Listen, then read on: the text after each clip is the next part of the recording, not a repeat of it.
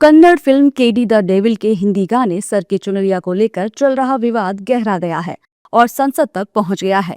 लोकसभा में इस विवादित गाने को लेकर समाजवादी पार्टी के सांसद आनंद भदौरिया ने केंद्र सरकार से जवाब मांगा, जिसके बाद केंद्रीय सूचना और प्रसारण मंत्री अश्विनी वैष्णव ने बताया कि इस गाने पर बैन लगाया जा चुका है। अश्विनी वैष्णव ने यह भी कहा कि हमें अभिव्यक्ति की आजादी के तहत सही पाबंदियों के हिसाब से काम करना चाहिए।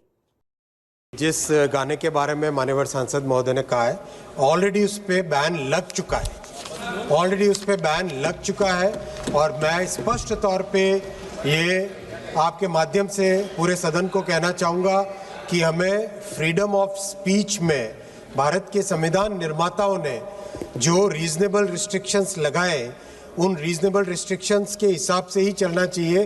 Freedom of speech cannot be absolute. It has to be in the context of the society. It has to be in the context of the culture.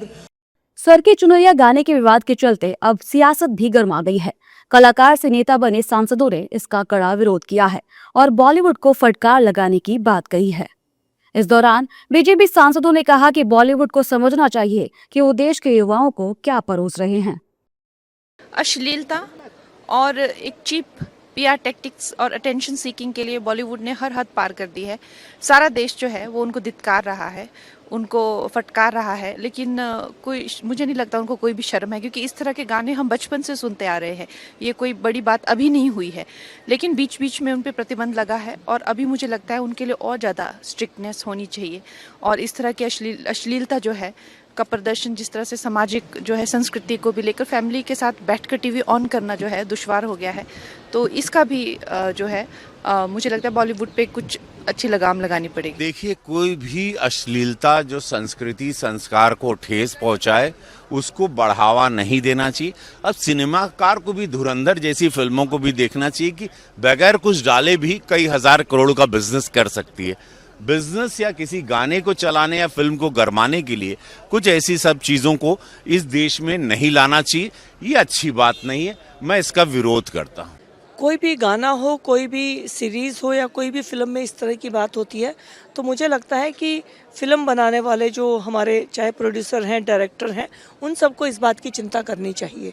समाज को मार्गदर्शन का काम ये सब चलचित्र करते हैं और सरकार की तरफ से भी अभी कुछ दिनों पहले गाइडलाइंस निकाली गई हैं। कुछ शब्दों को, कुछ इस तरह की बातों को रिस्ट्रिक्ट किया गया है कि ना हो, लेकिन ये सरकार को कदम क्यों उठाना पड़ रहा है?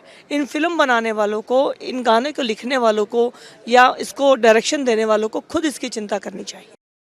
वही हरियाणा राज्य महिला आयोग की चेयरमैन रेणु भाटिया से लेकर एनएचआरसी सदस्य प्रियांक कानूनगो तक ने इस गाने पर आपत्ति जताई है। साधु संतों में भी इस गाने के बोल को लेकर बॉलीवुड के खिलाफ काफी नाराजगी दिखाई दे रही है, क्योंकि हम जो कर रहे हैं वो आने वाली जनरेशन पे, हमारी युवा पीढ़ी से भी बाद में हमारी अपकमिंग जनरेशन से, उन पर हम क्या संदेश दे रहे हैं, उनके क्या आइकॉन्स बन रहे हैं, उनको हम क्या मैसेज देना चाहते हैं, उनका हम क्या फ्यूचर बनाना चाहते हैं, सर की चुनरिया करके हम लड़कियों को क्या दिखाना चाहते हैं, क्या करो। और बादशाह जिस तरह से घोड़ी बनाना चाह रहा है लड़कियों को, वो क्या दिखाना चाह रहा है, उसका कॉन्सेप्ट क्या है? क्या वो अपने घर में इसी पद्धति पे चलता है?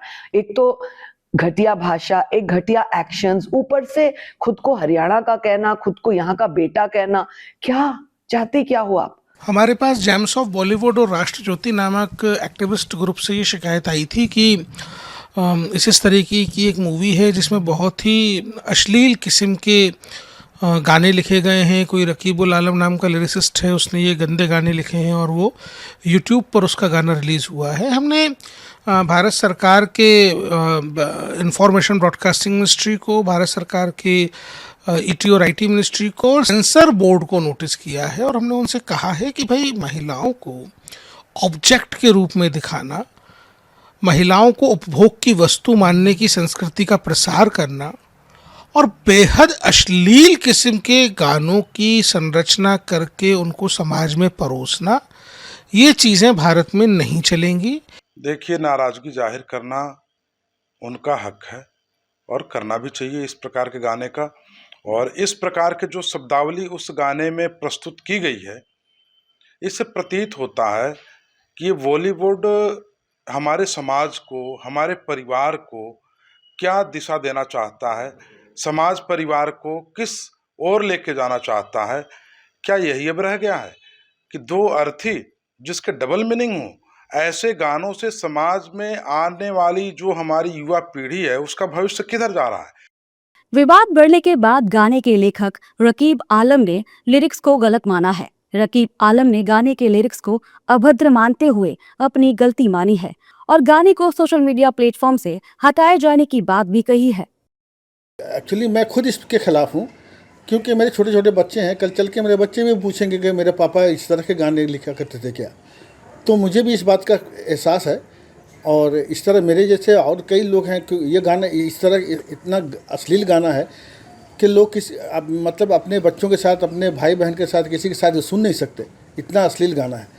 ये मुझे पता नहीं था कि ये रिलीज है। मैं तो कल किसी ने मुझे बताया तो मैंने डायरेक्टर को फ़ोन किया और इमीडिएटली उसको वहाँ से विड्रॉ करने के लिए बोला, और उन्होंने इमीडिएटली विड्रॉ भी किया।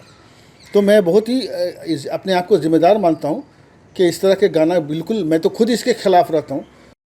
गाने को लेकर विवाद बढ़ता देख मेकर्स ने इसे YouTube से हटा दिया। साथ ही इस गाने को नए वर्जन के साथ तैयार करने का फैसला लिया है, जिसमें गाने के बोल बदले जाएंगे ताकि किसी की भावनाएं आहत न हो।